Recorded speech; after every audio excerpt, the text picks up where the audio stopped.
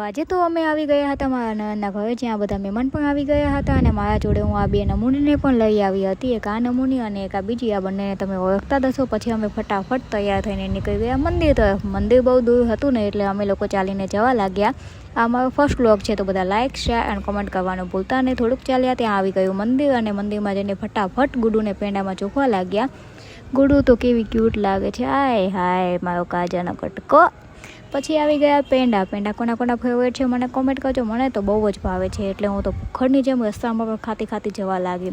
થોડું ચાલ્યા ત્યાં મારું બીજું મંદિર આવી ગયું, ત્યાં અમે કાનાને પેંડામાં ચોખવા લાગ્યા. કાનો તો લપકાઈને બેસી ગયો છે. પછી તો જો કાનાને તો પૈસાનો વરસાદ થઈ ગયો. અને આ ભૂખડ, હાય હાય, પેંડા જોયા નથી ને પાગલ થયા નથી. આ છે મહાભૂખડ. પેંડાના એટલા દીવાના છે ને કે બીજાના પેંડા હોય ને તો પણ ખાઈ જાય. જો હું સાચું કહું છું ને, બીજાના પેંડા પણ ના મૂકે. પછી આવી ગયો જમવાનો વાળો. જમવામાં હતું શાક, રોટલી, દાળ, ભાત અને મગસ એટલે કે મોહનથાળ. અને તમારા લોકોને ખાવું હોય તો આવી જાઓ ફટાફટ. પછી અમે ખાઈને થોડા વાસણ પણ ઘસ્યા હતા. મેં નહોતા ઘસ્યા, ખોટું બોલું છું. પછી તૈયાર થઈને અમે જવા લાગ્યા ઘર તરફ. ઘર જવાનું થોડું મોડું થતું હતું એટલે ઘરે જવા નીકળી ગયા અમે લોકો.